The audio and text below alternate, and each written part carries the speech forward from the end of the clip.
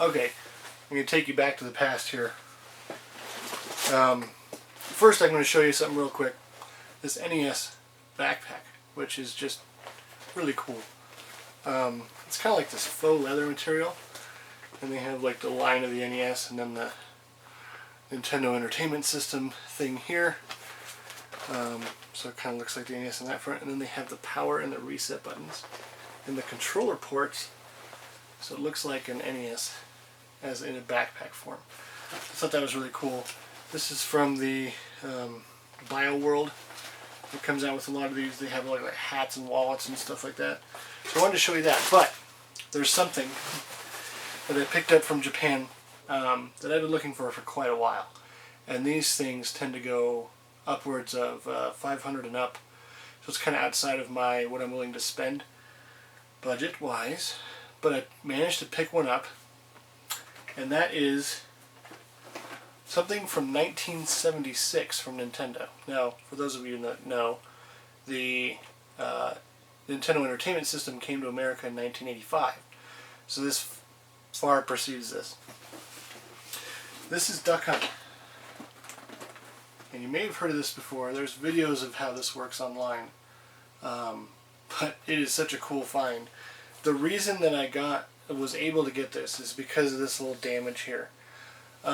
Someone had a warehouse find of this, and he had a couple of them up, and one didn't have the damage to the box. Now, in Japan, when things are damaged, people drastically reduce the price. Whereas in America, it's not that big a deal if the box is a little bit damaged. It's the contents and whether it works. He couldn't verify. It said in the auction that he couldn't verify if it worked or not. I can tell you it does, because I did try it. So the box is a little damaged, but man, having this is awesome, especially for the price I paid for it. It says right here on the box, the old price tag was 9,500 yen, which, man, back in the day would have been like $80, which was kind of significant to spend on a toy like this. This is a high-end toy, is what this would have been. You can see that none of the iconic character art is there yet. 1976 is very cool. But they had a lot of these light gun products. They had like a little cowboy that you could shoot and he'd fall. And you had like a little lion mouth that would light up when you hit his mouth. And stuff like this. So you can see on this picture here that there's a projector. And the projector projects ducks onto the wall. And then the light gun, when you shoot the duck will go down. And that's exactly what happened. I can't really demonstrate it well. There are videos you can go see of how this works, but just so cool to have this and show it off at parties or whatever. Old school, pre-NES, pre-Famicom Nintendo stuff. Not sure why I'm so obsessed with this, but it's very cool that I finally picked it up. So let's look at the contents.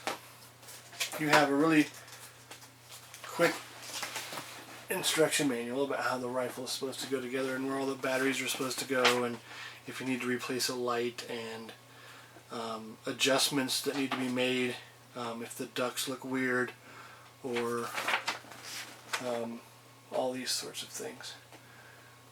So it's all the mechanisms, you know, and don't eat the batteries and stuff like that. So here is the projector, and it's just, you know, nothing real special to it. This mirror goes back and forth, and it makes a lot of noise. It's very mechanical, of course. And it came with an extra bulb. That's kind of neat. So you have this giant projector thing, and it just sits on the table, and you can take it apart and replace things, and the battery pack is right back here. It requires a ton of batteries. It's all C batteries as well. And then, like the rifle had C batteries, and this bad boy had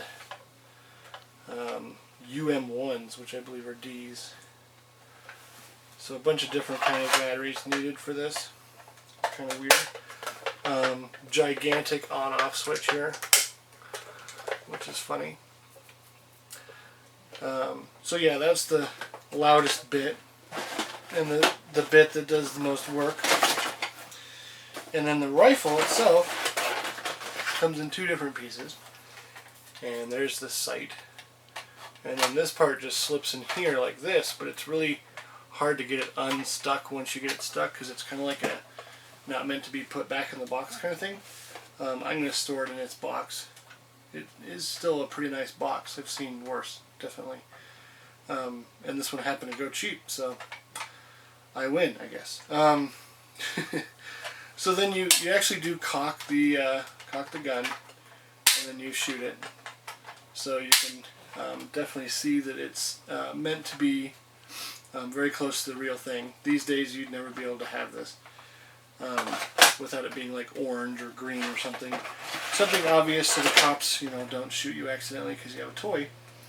But it does make a ton of noise, and it needs a relative amount of darkness. I mean, you can't have like sunlight. You wouldn't be able to see the ducks on the wall. But it's better, definitely better in the dark. And then yeah, it's just super, super loud.